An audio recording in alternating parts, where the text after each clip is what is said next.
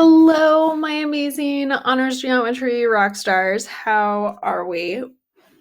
We are finishing another chapter, and the last section is kind of just like an extra practice section for getting more practice with planning a proof. How are we doing with proofs?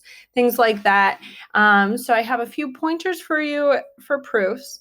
I have two theorems we'll talk about, a couple practice, and then just some extra review because we are having a chapter 2 test next time you're in class with me. And I will, of course, answer questions before we do that test. And it'll be short. But I want you to work through today's notes and the practice and the review as best you can and save questions for when we are all together again. So take a minute, get your notes set up. We are again in chapter 2, section 6, planning a proof. And here is your warm-up problem. So my first one says that if angle BOC is a right angle, so I know this is a right angle, then the measure of COD is 58. What must the angle DOE be equal to? And hopefully when you did that, you realized, well, angle COE must also equal 90. So to find angle DOE, you would do 90 minus 58, which would have gotten you a 32-degree angle. And AOC, to figure that out, you had to recognize that these two angles are vertical angles. So that means this is 32, and angle AOC would be our 90-degree angle plus the extra 32 degrees, which is 122. And then name a supplement of AOE. Remember, supplementary angles add up to 180. So we are looking at either angle BOA, or you could have also listed DOE, because again, those angles are congruent. So as you are working through this, and remember, proofs are going to take some practice. So if you still feel like you're not quite there or where you want to be, that's okay. We are still early in the proof process. And here's kind of some things to think about as you go through it. Starting at the top, always start with your given information. And then using your given information, try to figure out like what else does it tell you? So if you're told, line L is perpendicular to N, well, you immediately know you've got 4 right angles. So just because all it says is that they're perpendicular, you also know you have right angles. And so think about things like that. What can you infer from the given information? Always ask yourself what you're trying to prove. What's the end goal? Draw yourself a picture if you don't have one, okay?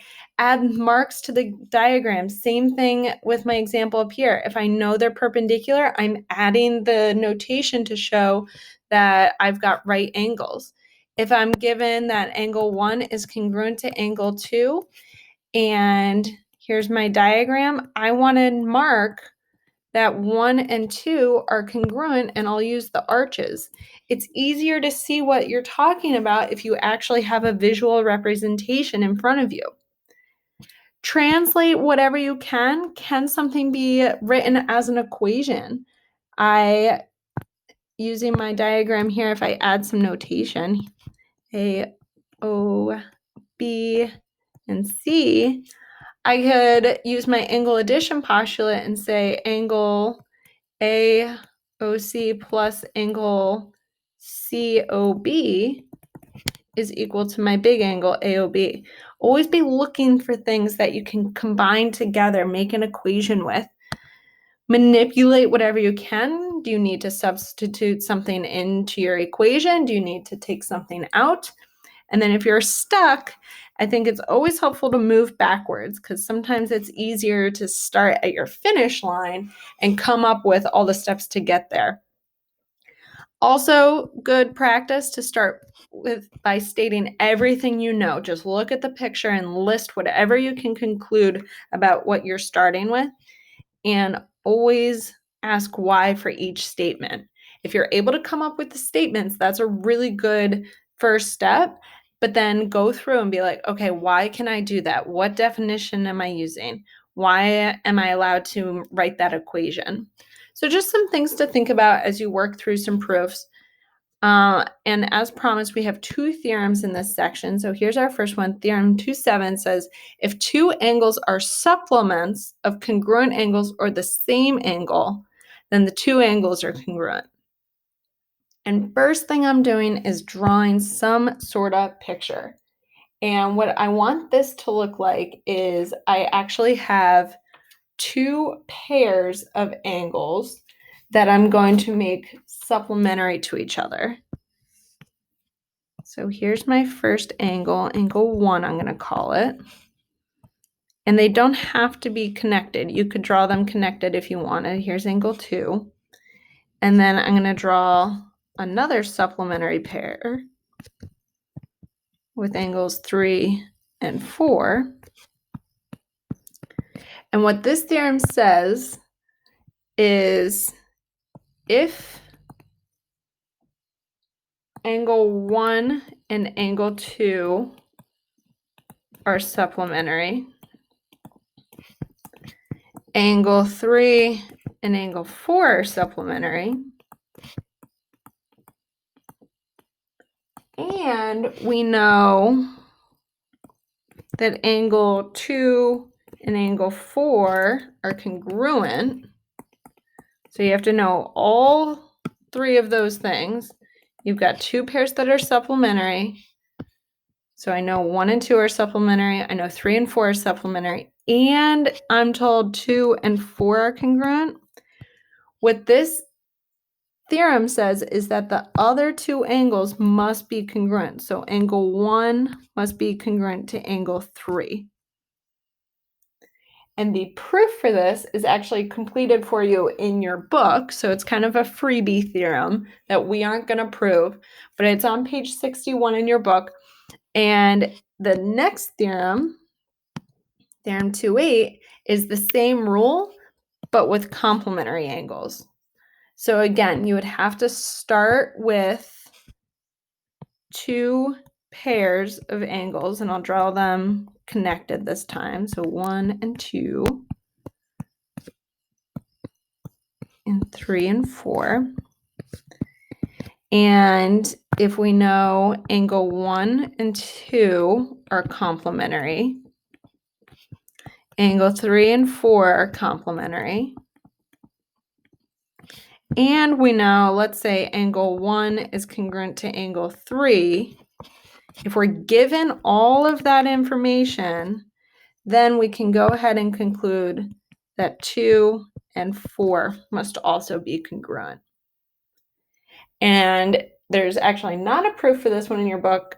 It is a practice problem. I think it's number 18 in the book on the next page, so probably page 62. But it's the same proof as you would do for theorem 2.7, but instead of setting your equations equal to 180 for the complements, you set them equal to 90. So again, we're not going to go through the proofs.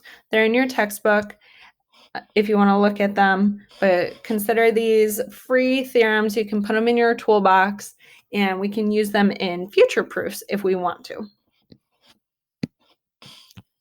So a little bit of practice here. Copy the diagram, complete the statements. I am going to have these show up as questions in the Edpuzzle. So take a minute and solve, and then try and fill them in. So checking your answers, if 1 and 3 are supplementary, so just to practice translating things, I could write an equation like angle 1 plus angle 3 equals 180. Then the question says, then angle 1 and another angle are supplementary. So we're looking for an angle that would be congruent to angle 3. I've got vertical angles here, so angle MPQ would fit that statement. For number 2, if MR equals NQ, so making notes on my diagram, MR, so this whole thing is congruent to NQ. And I also know it's telling me that MP equals NP. What else can I conclude? Well, the other segments of the total have to be equal. So PR and PQ. Now, if you want to practice your equations again using this information, I could say MR, which is equal to NQ, and we could break it down. So MP plus PR equals NP plus PQ. And that's your segment addition postulate you're using there. And my last practice here, if QRS is a right angle, okay, of course, don't go by the diagram because it doesn't look like a right angle, but assuming that it's right, then angle 1 and 2 are, we're looking for 2 adjectives here, and we can say that they are complementary. They are also adjacent. So complementary adjacent angles. And the last practice for you here, completing all of these with sometimes, always, or never. Again, these will be questions that pop up in the Edpuzzle. So take a minute. I would copy these down with your answer, and then I will show you the correct answers after you answer them. So vertical angles are congruent. This is an always. We proved this theorem, so it's always going to be true. A theorem is a true statement. This is also always true. Supplements of congruent angles are congruent. Always true. This was our first theorem in these notes today. And vertical angles have a common supplement. This is also always true. And the reason number 4 works is because of the theorem in number 3. And because we know vertical angles are congruent. So there's a few more things you can do for test review, and I will have this on Schoology also. There's a handout or a link to a worksheet to do the practice. I would strongly suggest doing the handout. The rest of this is just extra practice if you want it or need it. And of course, save your questions. I am happy to answer them, and I will see you all in class.